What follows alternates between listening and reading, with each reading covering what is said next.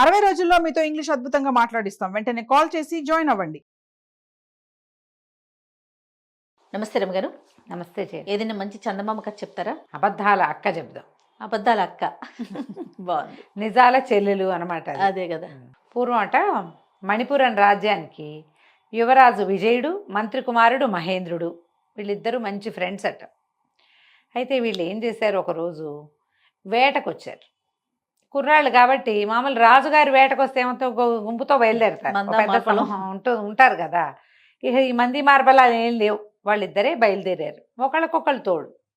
అయితే ఈ వేట తమకంలో పడి వాళ్ళు చీకటి పడింది, తర్వాత ఏమో దారి తప్పిపోయారు, చూసుకోలేదు. ఇక తిరగ్గా నీళ్ళు ఎక్కడుంటాయి, నీటి ఇవక ఎక్కడుంది, వీటి వేటగాళ్ళు వెనకాల వస్తే ఒక్కొక్కడు చూస్తాడు, అక్కడ నీళ్లున్నాయి ఇక్కడ నీళ్లున్నాయని చెట్టెక్కి. వీళ్ళు ఉన్నదే లింగులిటుకు ఇద్దరు.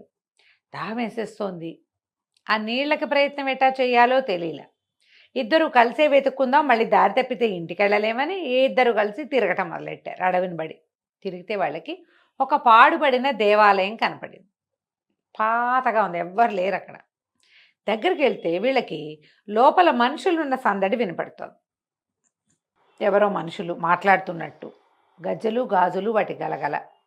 తలుపు కొట్టారు. తలుపు కొడితే తలుపు తీశారు. ఎవరు తీరా చూస్తే ఓ ఇద్దరు అమ్మాయిలు ఉన్నారు అక్కడ.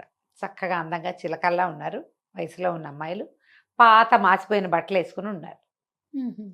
ఆశ్చర్యపోయారు. ఎవరు ఏమిటి అని కనుక్కుంటే వీళ్ళు చెప్పారు, నేను రాజకుమారుని విజయుడిని, ఇతను మా మంత్రి గారు అబ్బాయి మహేంద్రుడు. అడవిలో దారి తెప్పాం, కాస్త మంచినీళ్ళు కావాలి అని అడిగేసరికల్లా సరే అమ్మాయిలు ఇద్దరు లోపలికి వెళ్ళారు. పెద్ద పెద్ద జడలు వాళ్ళు చక్కగా ఉన్నారు. లోపలికి వెళ్ళి కాసిన అడవి పళ్ళు ఏవో పట్టుకొచ్చారు. తేనె తెచ్చారు కొద్దిగా ఒక కప్పుతోటి. తర్వాత 2 చెంబులు మంచినీళ్ళు పట్టుకొచ్చారు, మట్టి పిడతలతోటి తెచ్చారు. వీళ్ళిద్దరూ మంచినీళ్ళు తాగి ఆ 2 పళ్ళు నోట్లో వేసుకుని తేనె కాస్త పుచ్చుకునేసరికి ఓపిక వచ్చింది. మధ్యాహ్నం నుంచి ఎండను బట్టి తిరుగుతున్నారు కదా. అయితే ఈ రాజకుమారుడు అడిగాడు, ఎవరు మీరు, ఇంత నిర్జనమైన అడవిలో ఎట్లా ఉన్నారు ఏమిటి అంటే, ఈ అక్క చెప్పింది, మేము రాజకుమార్తెలమేనండి. మరి ఒక రాక్షసి, ఒక ఆవిడ ఒక రాక్షసుడి కోసం పెళ్లి సంబంధాల కోసం వచ్చి మమ్మల్ని ఇద్దరిని ఎత్తుకుపోయింది, తీసుకొచ్చేసింది. మా నాన్న ఎంత బతిమలాడిన ఆవిడ వదలలేదు. మేమేమో తప్పించుకుని ఇందులోకి చేరిపోయాం, ఈ గుళ్ళోకి. గుడి కాబట్టి రాక్షసి రాదు. ఇంకా ఈ దారి ఎలా వెళ్ళాలో తెలీదు. మా నాన్నకి చచ్చే భయం రాక్షసి అంటే. ఆయన మా కోసం ఏ ప్రయత్నం చేయాలి, ఆయన ఊళ్ళో ఉండిపోయాడు. తప్పించుకుని అక్కడికి ఎలా వెళ్ళాలా అని ఆలోచిస్తూ మేము ఇక్కడే ఉండిపోయాం. ఏదో అందని కాయ కసరు తింటున్నాం, మేము తలుపులు వేసుకుని లోపల ఉంటున్నాం అని చెప్పేసరికల్లా ఈ మంత్రి కుమారుడికి, రాజకుమారుడికి విపరీతంగా నచ్చింది ఆ అమ్మాయి. ఆ మాట్లాడే పెద్ద పిల్లేమో కుసుమావతి పేరు, అక్కయ్య. పక్కన నిశ్శబ్దంగా వస్తువులు మాత్రమే అందిస్తూ బొమ్మలా నుంచున్నదేమో కమలాక్షి చెల్లెలు. బాగా ఆలోచించుకుని మంత్రి కుమారుడిని పక్కకి తీసుకెళ్ళాడు.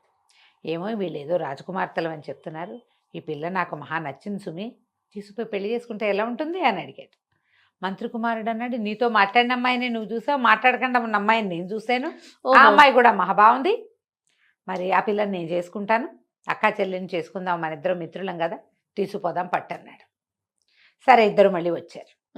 మాట్లాడుకుని, అమ్మాయి మీ ఇద్దరిని మేమిద్దరం పెళ్లి చేసుకుంటాం, ఇక్కడ ఎందుకు, మాతో పాటు వచ్చేసేయండి, తర్వాత చూద్దాం మీ సంగతి, మీరు ఊరెళ్తాలు గీరెళ్తాలు ఆలోచిద్దాం అనేసరికల్లా ఈ పిల్లలిద్దరు సరేనని ఒప్పుకున్నారు.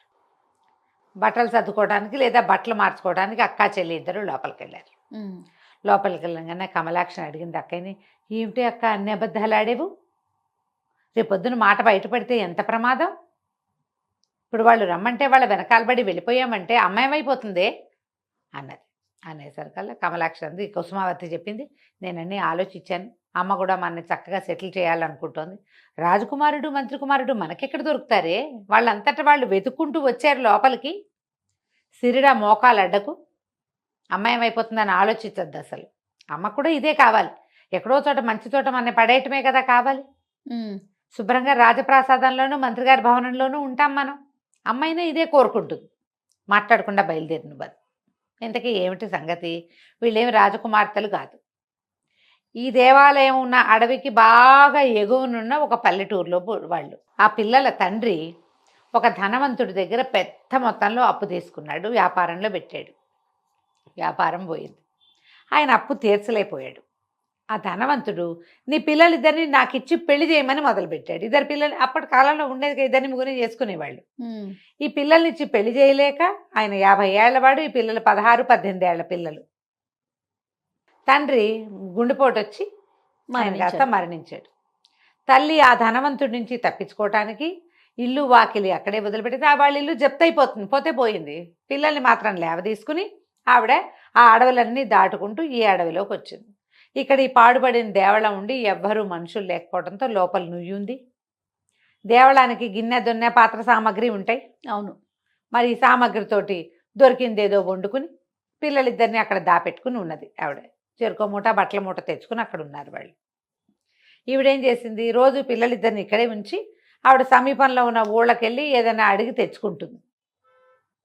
అక్కడి నుంచి తెచ్చుకున్న బియ్యంతో ఒక వారం 10 రోజులు కాలక్షేపం చేస్తారు. ఆ కాలం ఏంటంటే ఎవరైనా అడిగితే ఓ గుప్పెడు బియ్యం పెట్టడమే అప్పటి పద్ధతి. కాయా కసరు అడవిలోనే ఉంటాయి. అట్లా కాలక్షేపం చేస్తున్నారు. ఈ పిల్లలిద్దరిని ఏమో కుసుమావతిని కమలాక్షిని ఇప్పుడు రాజకుమారుడు మంత్రి కుమారుడు రా రా రా అన్నారు. సరే ఇద్దరు బయలుదేరారు. ఈ చిన్న పిల్ల ఏం చేసింది, అమ్మకి తెలియకుండా అయిపోతుందని ఒక పాత ఓణి ఒకటి ఉంటే దాన్ని చింపి చిన్న చిన్న తుంపులు చేసి పెట్టుకుంది. ఇంత పీలికల్లాగా చేసింది. మంత్రి కుమారుడేమో గుర్రం ఎక్కింది కమలాక్షి, రాజకుమారుడి గుర్రం ఎక్కింది కుసుమావతి. ఆ గుర్రం ఎక్కి వెళ్తూ ఈ పిల్ల ఏం చేసింది, తను తెచ్చుకున్న సంచులోంచి ఒక్కొక్క గుడ్డ ముక్క లైన్గా వేసింది. ఇద్దరు భవనాలకు చేరారు. రాజుగారు మంత్రి గారు వేరే ఏదో వ్యవహారం మీద ఊళ్ళో లేరు. పెద్దమ్మాయిని రాజప్రాసాదంలోకి, చిన్నమ్మాయిని మంత్రి గారి భవనంలోకి బట్వాడా చేశారు. చీకటి పడేసరికి మర్నాడు పొద్దుటకో ఈ ముసలావిడ ఇంటికి వచ్చింది. పిల్లలిద్దరూ కనపడలే ఈ గుళ్ళో. అయితే ఏమయ్యారని అటు ఇటు చూస్తే ఈ గుడ్డ పిల్లకలు కనపడ్డాయి. ముందు భయం వేసింది, ఓణి చిరిగిపోయిందా పిల్లది, ఏదైనా ప్రమాదం ఎదురైందని. తర్వాత తెలిసింది అవి ఒక లైన్ ప్రకారం వేయబడి ఉన్నట్టుగా కనపడుతోంది. ఆ గుడ్డ పుచ్చుకుని నడిస్తే ఇంకో ముక్క కనపడింది, మళ్ళీ అది పుచ్చుకుని నడిస్తే ఇంకో ముక్క. అది నగరం వైపుకి దారి తీస్తుంది. ఓహో, పిల్లలు తాము వెళ్ళిన దారి మనకు తెలియజేశారు, చూద్దామని ఆవిడ దారి పుచ్చుకుని ఊళ్ళోకి వచ్చేసారు కల్లా రాజుగారి భవనం దాకా. రాజుగారి భవనం మంత్రి గారి భవనం పక్క పక్కన ఉన్నాయి. వాటి ఎదురుగుండా నిలబడి చూస్తోంది అటు ఇటు ఆవిడ, ఎట్లా కనుక్కోవటం అని. ఇంతలో ఏమైంది, ఈ రాజుగారి భవనంలో చేరి ఉన్న కుసుమావతి కిటికీలోంచి తల్లిని చూసింది. చూసి ఒక పని మనిషిని, ఒక సేవకురాలను పిలిచి ఆవిడని పంపించేసి ఇక్కడి నుంచి. ఆవిడ అడుగుతుంది, మాకు తన కూతుళ్ళని అదని మాట్లాడద్దు, పంపించి అవతలకి అనేసరికి ఆ అమ్మాయి వెళ్ళి, ఏమిటమ్మా ఇక్కడ నుంచున్నావు, పద ఇక్కడ నుంచోకూడదు, అట్లా వెళ్ళిపోవని కేకలేసి ఆవిడ అవతలకి వెళ్తుంటే మంత్రి గారి భవనం మీద మేడ మీదకి వచ్చిన కమలాక్షి తల్లి గురించి ఆలోచిస్తోంది. అమ్మాయి ఏమైపోతుందో, వెతుకుందో లేదో, తెలిసిందో లేదో, అర్థమైందో లేదని. కిటికీలోంచి చూసేసరికి తల్లి కనపడింది. ఆవిడ నడిచి వెళ్ళిపోతుంది. వెంటనే ఒక పని మనిషిని పిలిచి కేకేసి ఆ వెళ్ళిపోతున్న ముసలావిడిని తీసుకురా, మర్యాదగా తీసుకురా అని చెప్పింది. పని మనిషి వెళ్ళి పరిగెత్తుకుంటూ వెళ్ళింది. అమ్మ, బిల్డింగ్లో మంత్రి గారికి కాబోయే పెళ్లి కూతురు మిమ్మల్ని రమ్మంటోంది, రండి అని తీసుకెళ్ళి. ఆ పెళ్లి కూతురు ఎవరో ఈవిడికి తెలియదు. పైకి వచ్చి చూసేసరికి కమలాక్షి చిన్న కూతురు కనపడంగానే తల్లి పిల్ల కావలించుకున్నారు. సరే ఆవిడ ఏమంది, ఈ అమ్మాయి ఏం చేసింది, చక్కగా ఒక పూట గడిచిందిగా, అందరు అలవాటు అయ్యారు. ఈ అమ్మాయి కాబోయే పెళ్లి కూతురు అని వాళ్ళకి తెలుసు. ఈవిడికేమో శుభ్రంగా అన్నం పెట్టించి తన గదిలోకి తెప్పించి, తల్లికి అమ్మాయి ఇంత దూరం నడిచి వచ్చావు, ఈ మంచం మీద పడుకో అని తన తలపం పక్కన చిన్న మంచం ఉంటే ఆ మంచం వేయించి ఆవిడని అక్కడ పడుకోబెట్టి. సాయంత్రానికి మంత్రి గారి కుమారుడు వచ్చాడు. గదిలోకి వచ్చాడు కానీ ఆ మంచం మీద పడుకున్న ఆవిడ పేరెత్తల అతను. ఈ అమ్మాయి చెప్దామనుకుంది. తల్లికి చెప్పింది, అక్క ఏమో ఇట్లా అంటోందమ్మా అంటే, తల్లి అంది, వద్దమ్మా ఏమీ చెప్పద్దు, ఎలా జరుగుతుందో అట్లా జరగని. ఈ ఇద్దరు పిల్లలు మీ ఇద్దరిని వాళ్ళిద్దరు పెళ్లి చేసుకుంటే హాయిగా ఉండండి మీరైనా, నాదేముంది, నేను గుళ్ళోనే ఉంటా, ఏదో తెచ్చుకుని కాయకాసులు తింటాను, నేను ఉన్న నాళ్ళు ఉంటా, నాకంటే మీరు ఇంపార్టెంటు, నాకు ఏదైనా రేపొద్దున అయ్యిందనుకో మీకు దారి లేకుండా అయిపోతే అద్భుతమైన దారి దొరికింది, అక్క చెప్పిందే కరెక్ట్, అబద్ధాలు చెప్పినా కూడా అబద్ధమే చెప్పింది అయినా సరే అంటే సరే. ఆవిడేం చేసింది, పడుకుని నిద్రపోయింది. మంత్రి కుమారుడు వచ్చాడు, చూశాడు కానీ మాట్లాడలా, కామ్గా ఉండిపోయాడు. ఏమైంది, ఇప్పుడు ఇక్కడ రాజుగారు మంత్రి గారు లేరు, 4 రోజుల్లో వస్తారు. ఈ తల్లి ఇక్కడే ఉంది. ఈ చెల్లెలు అడిగింది అక్కనే, అమ్మ కూడా వచ్చింది ఏం చేద్దాము అంటే, అమ్మని పంపించేసి మనం పెళ్లి చేసేసుకుందాం అని చెప్పేసింది అక్క. బాధగానే ఉంది, కానీ ఏం చేస్తాం, చెల్లెలు అంత తేలిగ్గా బాధపట్టాలి అక్క, కొంచెం లోపల బాధపడతాం, పైకి తెమకట్లేదు అనమాట. ఇంతలో రాజుగారు మంత్రి గారు వచ్చారు. ఇప్పుడు ఇంకో కొత్త ఇష్యూ వచ్చింది.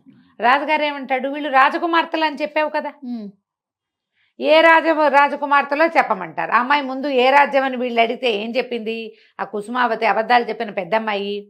ఎందుకండి ఆ రాజ్యం పేరు చెప్పినా, మా నాన్న పేరు చెప్పినా మాకు పరువు తక్కువ, మీకు పరువు తక్కువ, మా నాన్న పరువు పోతుంది నేను చెప్పనంటు. అది లేదుగా.